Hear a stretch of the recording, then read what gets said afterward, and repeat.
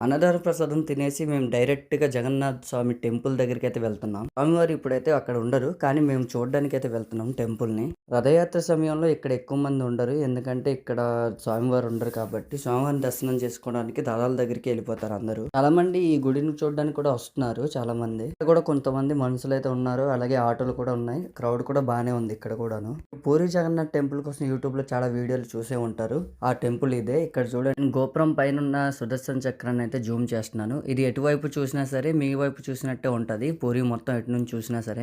దాని పైన ఉన్న ఒక జెండా అయితే ఉంది కదా! అది ప్రతిరోజు మారుస్తూనే ఉంటారు. ఇక్కడ గేట్ అయితే ఉంది కదా! మనం ఇక్కడ నుంచి లోపలికైతే వెళ్ళొచ్చు. ఇక్కడ చూడండి ఇలా అయితే దండం పెట్టుకోవాలి. ఇక్కడ జగన్నాథ స్వామిని అయితే అందరూ కూడా ఇలానే పెట్టుకుంటారు. ఆ చివర్లో కనిపిస్తున్న గుడి లోపలే మన స్వామివారు అయితే ఉంటారు. ఈ ముందంతా కూడా మనం గోపురాలు చిన్న చిన్నగా ఉంటాయి. మనం లోపలికి వెళ్తూ ఉండాలి.